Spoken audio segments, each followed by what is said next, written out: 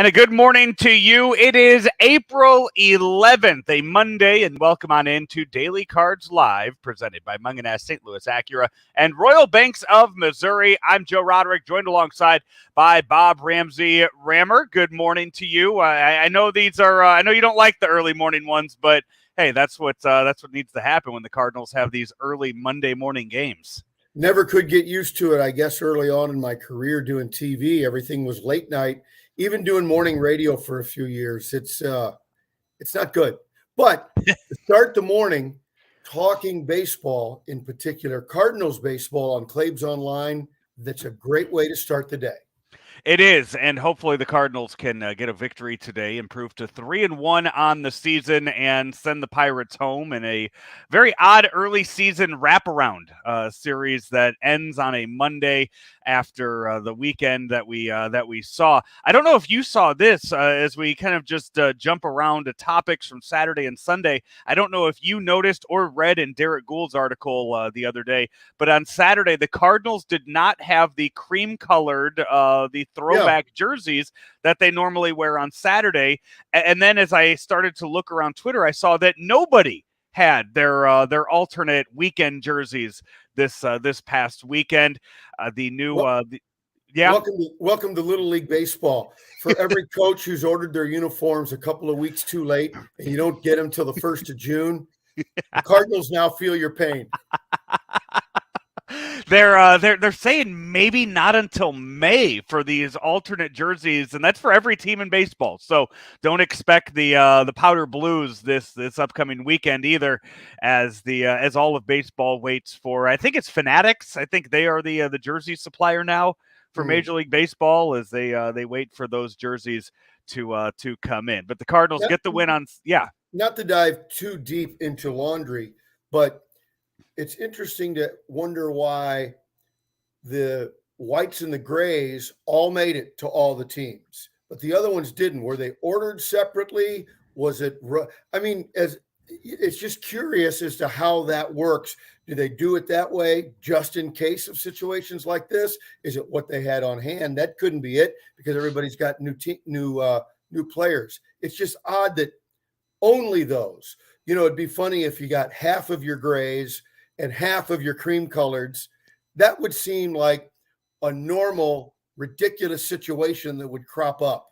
That would be like that would be more like in your line of work. That'd be like a college basketball thing where one guy on the team puts the wrong jersey on and doesn't realize it till he tears away the pants, and then he's like, wait a second. Whoa. This isn't the same. I guess according to what Derek wrote the other day, that they did a rush on all the jerseys, on the main white and gray jerseys, and then these were the other ones are being made as we go. Here's what probably really happened.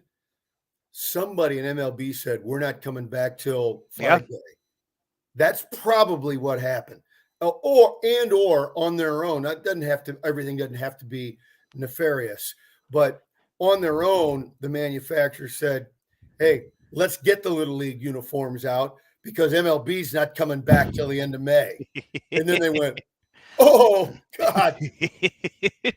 The Cardinals did have the blue hats yesterday, though, the Sunday Blues, as they got those on the team store. They lose 9-4 to the Pirates yesterday. It was our first look at Steven Matz, who had a very, very good first inning and then struggled from there. It was not very pretty once the Pirates started to swing. Really, they were just jumping on him from the very first pitch. They were sitting first pitch fastball, and they were ready for it. And you saw there were a few that might have fallen in and gotten a little lucky, but I think for the most part they had a good game plan. They had a good game plan, and they came out ready to swing. And it didn't seem like he could adjust. And it's still early on, and so I think that's one of those days. What I enjoyed, though, was the guy I kind of was promoting all along for the fifth starter with Jake Woodford. Woodford did a very nice job for 3 innings. Oh, yeah, he definitely did, and it's good to see that because We don't know how the Jordan Hicks experiment's going to work. We don't know how many innings you're going to get out of him, especially early in the season. And we don't know when to expect Jack Flaherty back. So getting a good outing out of Jake Woodford is a bit of a bright spot there, as he came in relief, went 3 innings, allowed 2 hits, and struck out 3 in his outing yesterday, and was very efficient too. 3 innings, 41 pitches. So was a very good showing for Jake Woodford, who I think he, along with maybe Drew Verhagen, were probably, I would love to know what they, or when they knew about the Jordan Hicks announcement of being the 5th starter, and what their surprise level actually was after they went through the spring training in the role that they had. Yeah, and then the other interesting thing was when they announced Hicks, many of us, or I'll just say me, jumped to the conclusion, well, it'll probably be Hicks, Woodford, and a piggyback. That's out the window now if they stay in order 1 through 5 on the rotation. But that's something that can be adjusted as you move forward if that becomes the case. On the other hand, they don't have to make that decision now. Let's see how Hicks does when it's his turn, and move forward and see who's more effective. Yeah, and we will see Dakota Hudson today, and we'll get a chance to see how he does. Now, should be fully recovered from that Tommy John surgery. You saw I don't know if you saw in the Astros Angels game the other day, both Noah Syndergaard and Justin Verlander both had their first starts post Tommy John surgery. So you're starting to see a lot of those guys who opted out for that 2020 season and had surgeries that maybe were lingering. You're starting to see those guys now pop back up around baseball. Yeah, and it's good to see. You want the stars in the game, and if Syndergaard can be even close to as good as he was the other day and give the Angels some consistent innings, they may indeed be in the hunt, and it might be them and the Mariners and the Astros really getting after, and that'll make it fun when you've got division races like that. Yeah, the also yesterday too, you saw Nolan Arenado with his second home run of the season, just a missile into left field yesterday. So the offense. It started off with a bang yesterday, 7 hits in the game. You wish they would have been able to stay on Wilson just a little bit more than what they did in the first inning, but it seemed like he kind of figured out the hitters after one time through the order. But you're still seeing this offense where Dylan Carlson starting off really well in that leadoff spot, and then having to fight your way through Goldschmidt, ONeill, Arenado. It's not that easy going through those 2, 3, and 4 in this Cardinal lineup. Yeah, the things I'm looking for, I look for early trends, not striking out too much yet, and drawing walks as a group. I think that's a really good sign. And we'll see. It's funny. We said, or I've always said when Edman's hitting, he's a great leadoff guy. When he's not, you want to move him. It looks like they're going to go with the Carlson 1, Edman 9. And so really, as you turn the lineup over, it's back-to-back leadoff type guys because Tommy's hitting the ball a little bit. The curious thing about the lineup for me today is, do they go back to Pujols against another right-hander, or do they stay with Dickerson? I was yesterday watching Corey Dickerson, who went 0 for 4 in yesterday's game. I'm sitting there and watching this, and it just thinking back, and I think, that you and me and probably a lot of Cardinal fans did not see a whole lot of Albert Pujols at-bats with the Angels. But we still have very vivid memories of all of his at-bats here in St. Louis when he was in that 3 spot and he never took a day off and was able to hit anybody on any day.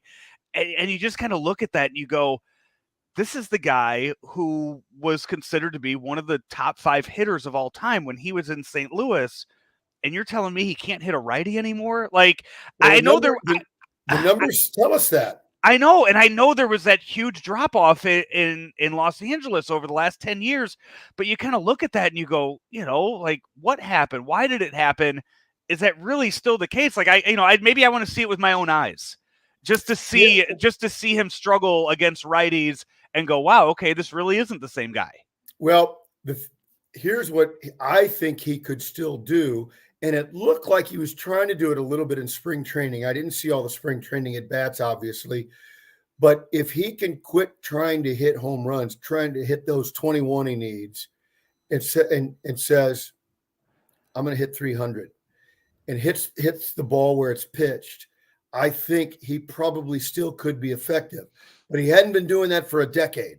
So can he revert back? He lost a lot of weight. He got in better shape. Can he do that?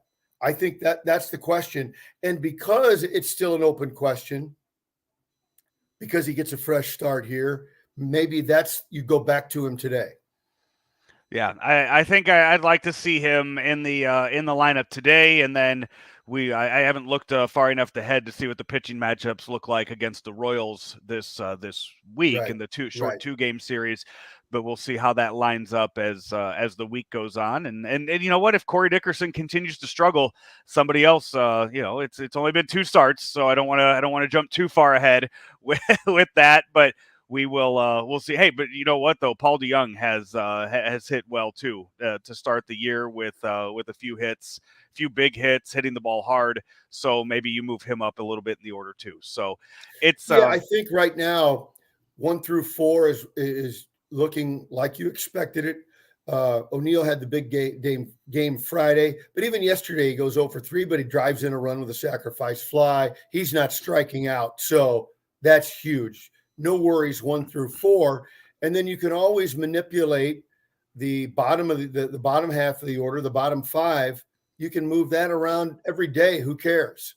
I was there yesterday, sitting third base side, about even with the left fielder there yesterday, and 2 Tyler ONeill at bats, the sacrifice fly, and then he had another fly out later in the game. I don't know how they showed on TV, but off the bat, I thought they were gone, and then you just see the wind just punch it down. I mean, it off the bat, the sound and the first step by the outfielders in both of those, it looked like they were both gone, and the wind knocked them down. I think the wind knocked down a Bader home run too yesterday.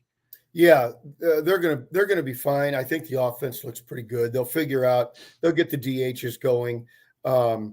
And then trying to figure out the rotation and how that looks. I think this next week will tell us a lot.